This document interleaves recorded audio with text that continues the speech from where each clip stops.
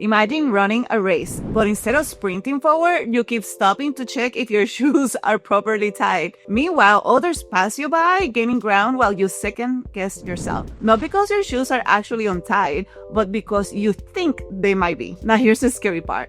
What if you spend years doing this, watching opportunities slip away, seeing people with less experience, less talent, and less drive get ahead simply because they kept running while you hesitated, shrinking yourself to avoid judgment, waiting for the perfect moment, over apologizing when there's nothing to be sorry for?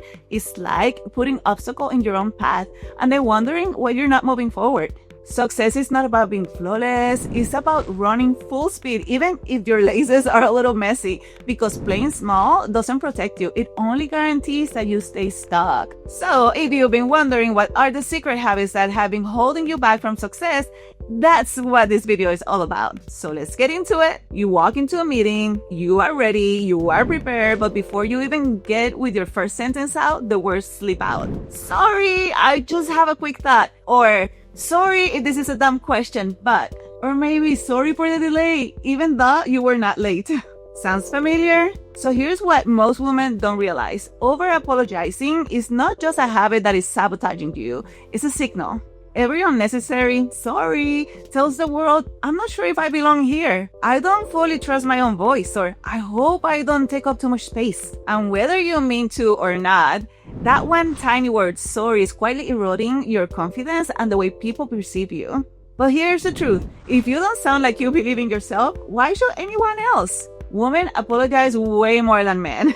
Not because we make more mistakes, but because we've been conditioned to keep the peace.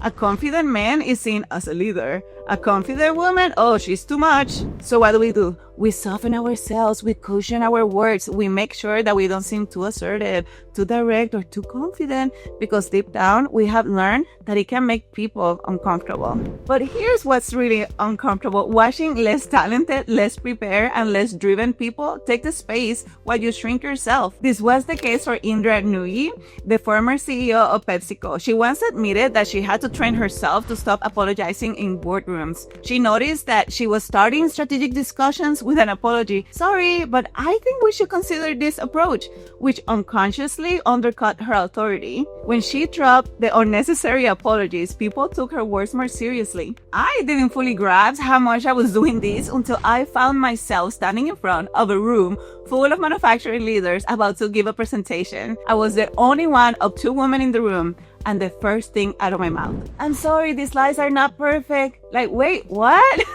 Why was I apologizing for something no one had even questioned? Afterward, the other woman in the room pulled me aside and said, never apologize for things like that. By the way, your slides were great and your message was very well presented. That moment was my wake-up call. My unnecessary apology has subtly undercut my authority. Instead of owning my space, I had unconsciously signaled self-doubt. And here's the real danger. This is not just about one moment. Over-apologizing can create a pattern, one that holds you back from leadership roles, keep you stuck in support positions, and allows others to question your expertise. So how do you stop apologizing unnecessarily? Number 1, catch yourself. Start noticing when and why you say I'm sorry. Are you actually at fault, or is this just a normal reflex? Number 2, flip the script. Instead of saying I'm sorry for the delay, say thank you for your patience. Instead of I'm sorry for the mistake, say hey, I appreciate your feedback, I'll get it fixed. Numero 3, own your voice. When you speak, say it like you mean it, not shrinking, no unnecessary softening, no apologizing for take up space. So next time you feel an apology creeping in, just pause.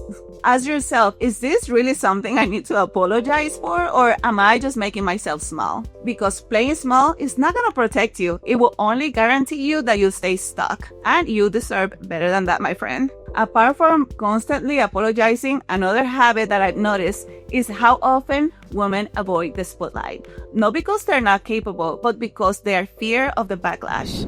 You work hard, you put in the hours, you've delivered the results, but when someone acknowledges your success, what's your first instinct? Do you confidently accept the recognition, or do you shrink back and deflect or downplay it?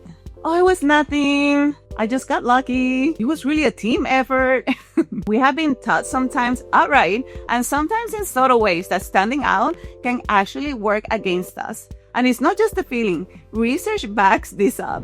A Harvard Business School study found that when a woman is seen as successful, people tend to like her less compared to a man at the same level. Can you believe that? That double standard makes it easy to second guess ourselves, downplay our achievements, and even hesitate before taking up space. Why? Because women are expected to be modest and collaborative. When they confidently own their success, they risk being seen as arrogant. If this seems familiar, let me know in the comments. Even the most successful women have struggled with this. Sarah Blakely, the billionaire founder of Spanx, nearly let self-doubt hold her back. She had a brilliant idea, one that will change women's fashion, but she kept it a secret for an entire year. Why? Because she was afraid of criticism. She was afraid that people will think it was silly. Can you believe that? Imagine if she had never spoken up. No Spanx, no billion-dollar empire, just an idea that would have never seen the light of day. Michelle Obama has also been candid about how she downplayed her ambitions early in her career to fit into expectations. In her book, which I love, Becoming, she describes how she once prioritized what was acceptable over what she truly wanted until she realized that playing small wasn't serving her or really anybody else. At first, downplaying your achievement seems like harmless. You brush off a compliment, you hesitate to speak up in a meeting, you assume your work will speak for itself.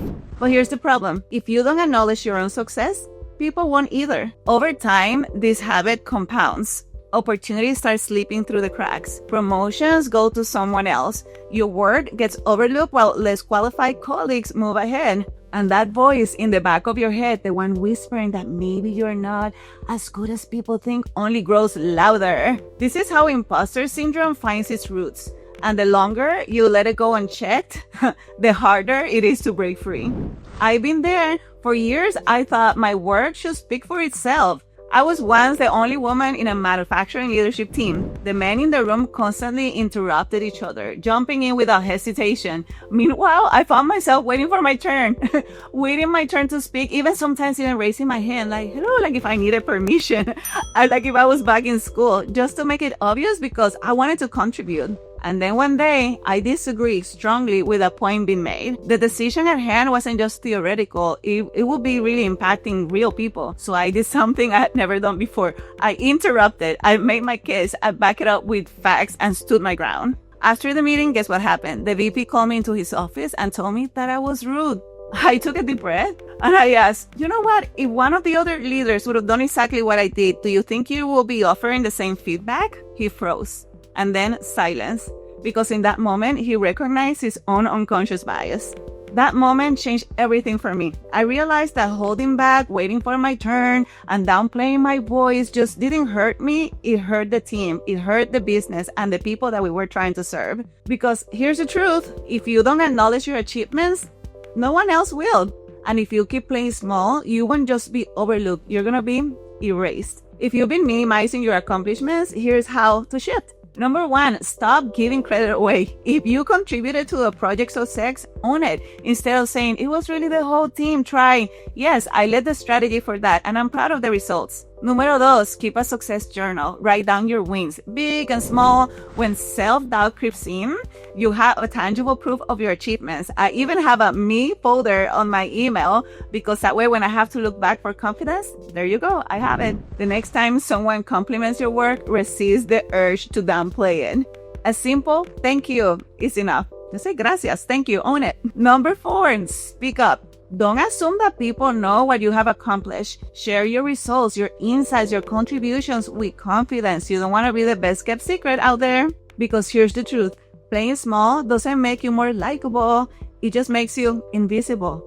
And you deserve better than that, my friend. This leads me to the next habit. It's a pattern I see all the time. Women who feel the need to take care of everybody around them. Families, spouses, bosses, team, neighbors, the cat, the dog, even the office coffee machine that no one steps up.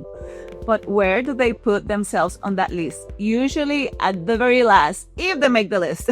And here's the hard truth. If you don't prioritize yourself, burnout is just not a possibility. It's just gonna happen. And when that happens, nobody wins. Not you, not your team, not your family. Ariana Huffington, the co-founder of Huffington Post, learned this the hard way. She was running on fumes, constantly pushing herself to meet expectations, until one day her body gave up. She collapsed from exhaustion, hit her head, and woke up in a pool of blood. That moment forced her to rethink everything, eventually leading to Thrive Global, a company dedicated to helping others to avoid the same mistake. But honestly, it should not take a collapse for us to start prioritizing ourselves. I worked with a client who was on that same path. She was exhausted, disengaged, and no longer really enjoyed her work. Deep down, she wanted to prove to others that she could handle it all. But I had to ask, why? Did she think that somebody's gonna give her a medal that says she handled everything by herself and she did it perfectly? Of course not. So we worked together to shift her mindset. She set boundaries, took time to recharge, to realign her focus. And do you know what happened? She got her beautiful energy back, her passion, her drive. But then something surprising happened. She apologized. For what? For being selfish. And that's when I stepped in. Prioritizing yourself is not being selfish. I told her it's actually the opposite. When you take care of yourself, you're also taking care of the people around you. Because when you're at your best, that's whenever you love at your best, you lead at your best, and your kid at your best. Think of your success like a thermostat. Every time you achieve something great, you're turning up that heat. But these self-sabotaging habits, apologizing for your needs, overcommitting, saying yes when you should have said no, they're an automatic cooling system, pulling you right back to your comfort zone temperature. Because here's the thing, when you're running on empty, you're not showing up at your best self at work or even at home. Burnout does not just sabotage you, but it sabotages all the people that really need you. The company that benefits from your talent, the relationships that need your presence. So prioritizing yourself is not selfish, my friends, it's necessary. And when you take control of your own journey, everybody wins. And one way to do this is to say no more often, which leads me to the next destructive habit, saying yes. Too much is one of the fastest ways to sabotage your own success. We say yes because we want to be liked, we want to prove that we can handle it all, we want to avoid conflict. But here's the thing, when you say yes to everything, you end up doing nothing well. And the cost is bigger than you think. Think about it. Your quality of work suffers because you're stretched too thin. Your professional reputation takes a hit because people start seeing you as overcommitted and sometimes unreliable. Your personal life disappears because work takes over everything. Shonda Rhimes, the powerful behind Grey's Anatomy, one of my favorite shows, and Scandal, learned this the hard way. For years, she said yes to everything, every opportunity, every request, every obligation, until she hit her breaking point. It was not until she committed to her famous year of yes that she realized saying yes to everything was actually saying no to herself. I once worked with a client who had just been promoted, and instead of feeling confident, she felt lucky to be there. Does that sound familiar? So to prove she deserved it, she took on everything, every request, every extra task, every project. And guess what? She thought she was proving herself. Instead, she was drowning. Her quality of work slipped. She was exhausted. And one night, after another 14-hour day, she found herself crying in the office bathroom. That's when we had a real conversation. If you don't say anything, I tell her, people will assume that you can handle more. And before you know it, you'll be completely burned out. So I had her do a workload audit, something I call the 4 Ds of decision making. Priority A are the most do high impact tasks, the ones that move the needle. The ones that you have to do now. Priority B, they're important, but honestly, they can be delegated. Priority C are the tasks that can be delayed or rearranged. And priority D, those are the tasks that don't serve your goals, so delete them. So she took this framework to her supervisor, and suddenly the dynamic shifted. Instead of drowning in work, she was leading the conversation. She was not just executing tasks, she was making strategic decisions about her time and her energy. When Oprah Winfrey had to learn this, she once turned down $12 million for one extra episode of her talk because it just didn't align with her values. Imagine that, saying no to $12 million. But she knew something most of us forget. Saying no to the wrong things is actually making room for the right ones. Amigos, saying no is not a weakness, it's a skill. And when you master it, you don't just take control of your workload, you take control of your life and don't wait for the perfect times to do the important things, which leads us to the next point. I used to stress so much about giving presentations, especially because English was not my first language. I wanted everything to be perfect. I rehearsed every word, analyzed every detail, and over-prepared to the point that my mind would just go blank. Yep, I'm talking about that awkward stomach-dropping silence, completely blanking out in front of leaders, in front of big audiences. And it didn't just happen once, it was brutal. But here's what's finally clicked for me. While I was chasing perfection, opportunities were passing me by. Meanwhile, people who were half as prepared as I was, they were stepping up, getting noticed, and moving ahead. I realized that waiting until I felt flawless was costing me financially, professionally, and personally. And that's when I shifted my mindset. I stopped obsessing over every little detail and focused on what actually mattered, the message that I was sharing, how it helped others, how it inspired them, how it created impact. Fast forward to today. Guess what? I'm a professional speaker. I keynote on international stages. Who would have thought? And let me tell you, perfection isn't me. Reshma JENNIE, the founder of Girls Who Code, almost didn't start her organization because she feared that she was not ready. Sheryl Sandberg nearly passed up the Facebook COO role because she didn't feel 100% qualified. Imagine if they had waited. Last year, I was speaking in San Diego, fully in my zone, when I confidently dropped a word that did not exist in the English dictionary. The second I saw the audience faces, I knew. So what did I do? I laughed and I said, did I just make up a word right now? And they all nodded and we all cracked up. And when I clarified what I actually meant, everybody started laughing. And you know what? That moment did not ruin my speech. It actually made it better. Because here's the truth. Authenticity beats perfection every single time. If you wait until you feel ready or flawless, you're never gonna take action.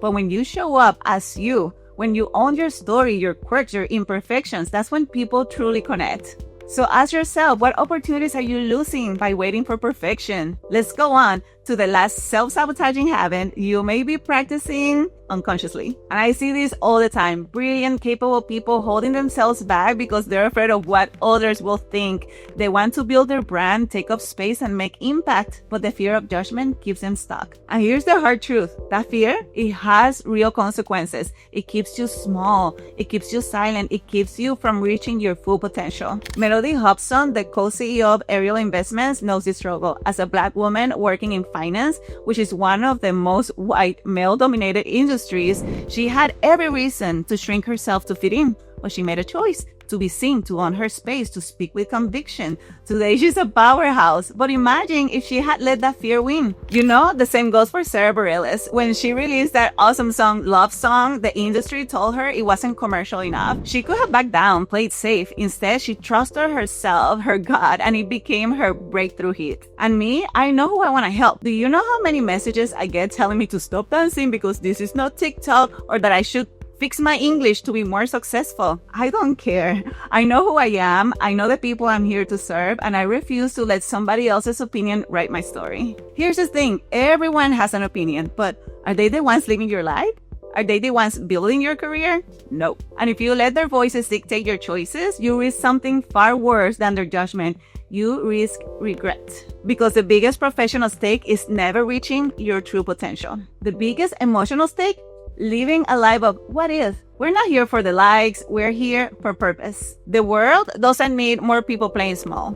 It needs real people, people who take up space, people that set boundaries and chase their goals without second-guessing themselves. So ask yourself, are you going to let fear of judgment hold you back? Or are you going to show up unapologetically as your real, imperfect, power self?